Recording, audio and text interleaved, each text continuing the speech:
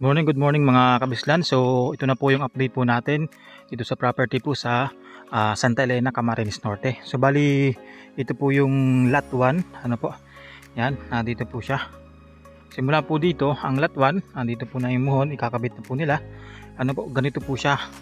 Andun po yung dagat. Yan, so straight po siya diyan, ano po. Papunta po siya doon. Yan, so yan po yung ano niya. Ito po yung sakop ng kabuuan niya. Ano po, so flatland po yan mga kabesland, napakaganda. Tapos ito po yung magiging road nya, ano po, yan o. Ito po ay barangay road po talaga to. Yan, so sa ngayon hindi pa po siya ayos, ano po. So ito po siya, pero maganda yan mga kabesland kasi lalagayan din naman po yan ng ano talaga, ng mga graba. Yan, tapos ito mga kabesland, yung end naman po siya ng lot 1. So tingnan po natin dito. So maganda sa lot 1 mga kabislan, talagang ano po siya, halos kapantayan, ano po. Yan. So ito po yung end po ng lot 1. Yan. So mula po dito hanggang doon siya, ano po, sa pinuntahan natin. Ito na po yung sakop po ng lot 1, itong diretsyo na to. Yan. So napakaganda mga kabislan. Actually ito po ay halos nasa premium po yung pinaka ano niya nito, ano, pwesto nitong lot 1. Pagdating po dito sa property na to, ano po, tapos naroon po yung dagat. Yan. So mamaya ilalagay ko na po sa description kung ilan po yung ilang meters po yung lapad, ano po, ilan meters po yung haba ano nitong property natin. Yan. Tapos simulan dito naman mga kabisland, ito naman yung sa start po ng lot B ay lot 2, tapos hanggang doon po siya sa tinatayuan po ni Kuya. Yan. So yan po yung lot B. So ito naman mga kabisland, ano, ito naman yung lot B nya. Yan, itong area na to. So dito mga kabisland, sa lot B na to, meron siyang ano, meron siyang matatamaan na medyo ano, yan nga, itong medyo palusong na to. So yan naman po ay pwede namang tambakan. Yan. So yun po siya. Tapos ito lang naman mga kabislan ng ano nito, ang medyo palusong niya. Tapos pagdating naman sa dulo, ano po, so pantayan na naman siya. So ganyan po yung structure po dito. So ito po mga kabislan, pasok po sa lot B. Ano po, itong mga puno po ng mangga, tapos yung sa gumihan, tapos may nara. Pasok po sa lot B po yan. Ang ganda po nito mga kabislan. Kaya kung halimbawa naghanap po kayo ng property dito po sa Camarines Norte, ano po, by beachfront property, yan. So pwede nyo pong i-consider po ito. Ang ganda po nito mga kabislan to. So ito po kung gusto po ninyo ng vibes ng dagat, ano. Pero yung dagat po kasi dito, hindi naman siya ganun kagandahan, ano po. So yung buhangin niya hindi naman ganun kaputi. Pero ang ganda po ng vibes, ano po, kahit na ganun po yung ano niya, itsura ng dagat dito, still ano po, so yung ambience ng tabing dagat pa din, yung pamumuhay dito, napakaganda. So ngayon po kasi ay ano, medyo low tide po siya, kaya kung makikita po ninyo yung dagat, medyo hindi maganda. So ito mga kabisland, ito po yung bahay na to nila Mayora. Actually nandiyan po sila Mayora ngayon, ayan, namamahinga. So yan po ay kasama naman sa lot 3 o lot C kung tawagin. Yan. So yan, kasama po yan, ano po. So kung napakaswerte po ninyo kung halimbawa ay mabibili nyo po kung alin man po yung lot na yan. So lot 1, lot 2 or lot 3. So sa lot 3 naman po, ang matatamaan po nya is medyo yung palusong po dito, ano po. So ma-wave po siya, mapalusong doon. Medyo madamo lang po dito sa front ng lot lot 3 So magwe-wave siya. Pero maliit lang naman kasi yung wave niya mga kabesland eh. Yan, ito po siya. Sa part na to, ito. Dito siya magwe-wave. Yan. So ito po mga kabesland, dito siya magwe-wave. Bababa po siya dyan. Ito pantayan po dito. Tapos mababa siya dyan pa ganun. Ito pagdating dito, pantayan na naman po doon. Papunta po doon. Ano po. So yung bahay po ng tenants baka masako pa po ng lot 3. Yan. Tapos may puno rin po ng langka ano po dito sa lot 3. Tapos may puno po ng mga mangga din. Yan. Napakaganda. So yan po yung ano dito. Kagandahan sa lot 1, lot 2, lot 3. Yan. So ulitin ko mga kabisland, ito ba ay beachfront property, pero unlike sa mga binibenta po namin na mga beachfront, hindi po siya ganun kaganda, ano? Pero syempre yung ambience, yun naman po yung panalong panalo. Yan. Saka sa produkto mga kabisland, yan, napakaganda.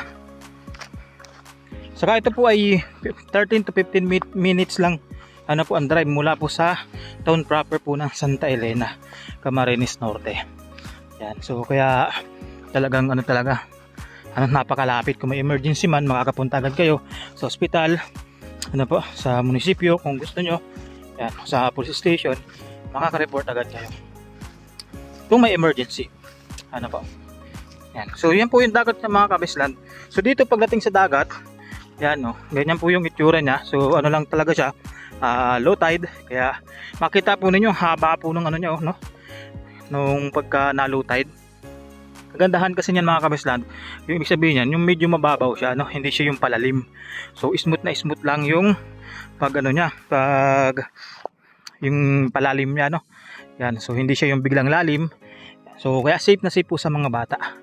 Yan, ganyan po ang itsura niya. So dito mga kabisland, sa pagdating ng dulo nitong malapit na sa dagat, elevated na po siya, no? Mga 7 to 8 meters siguro yung ano niya, lalim niya dito. Ano po? O siguro mga 5 po, ano? Mga 5 siguro, 5 to 7. So medyo mahina tayo sa estimation.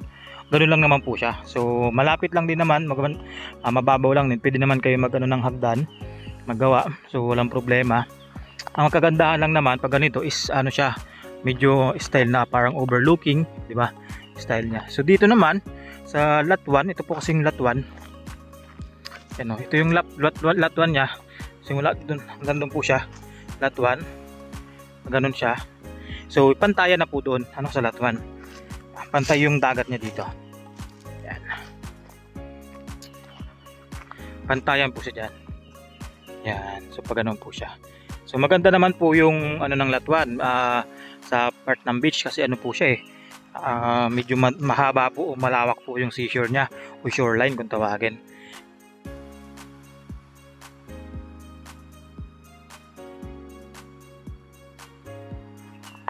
So yung katabi po nito mga kabisland, ayan, tulad ninyo nakita po ninyo, madami rin kasi ditong naliligo. Ayan po, madami po siyang mga kubo-kubo dito. So yan po ay hindi nakatabi kasama ng property, katabi na lang po sila. So ang kagandahan dyan mga kabisland, marami talaga ditong, ito kasi ay dayuhin. Hindi man ganun kaganda po yung dagat, pero dayuhin po siya ng mga tao po dito sa lugar na to. Kasi ito po yung isa sa pinakamaganda na beach, ano po, dito sa Santa Elena, Camarines Norte. So tulad nga ng sabi ko, ito po ay pag-aari po nila Mayora, ano, so dating pag-aari nila Mayora. Kaya syempre hindi naman nila bibilhin kung hindi maganda, ano po. So dito po, diyan po napupuno po yun ng ano, napupuno po yun ng mga tao diyan pag mahal na araw, may mga ano, may mga events, ano po, yan. Napupuno, napakadami po diyan mga ano, kubo-kubo.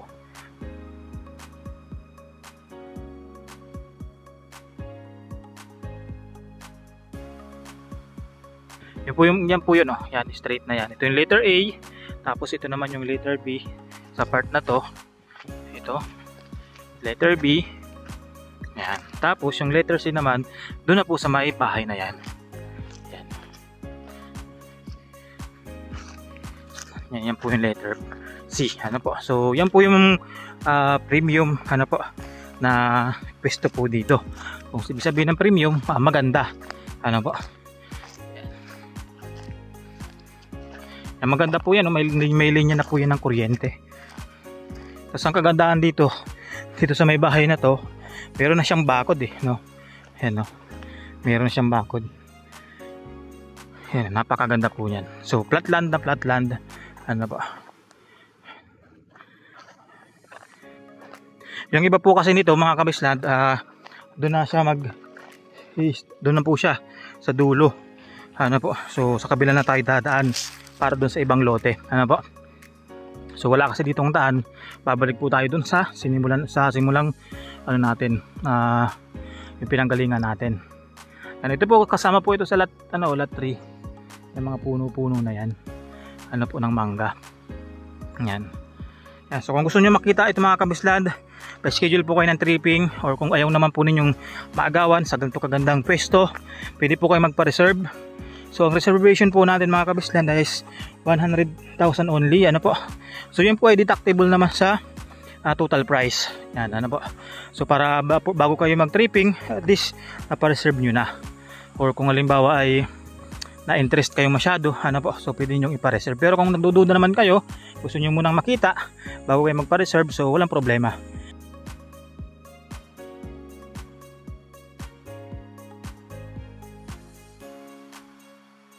So sa mga buyer po natin, ano po, ng mga taga Bicol, yan, or dun sa mga buyer po natin, ano, na gustong ma-experience yung buhay dito sa Bicol. So pwede po kayong bumili po ng ano natin, property po natin. Ito po mga kabahayan po yan, no? So may mga kapitbahay na po kayo dito. Yan. So wala pong problema, ano po, sa ano dito, sa peace and order, ano po. Napakapayapa po ng lugar po dito. So yan po mga kabisland ang pinaka-itsura po ng property. Yan. So hanggang dito lang tayo mga kabisland. Ingat po palagi and God bless po sa lahat.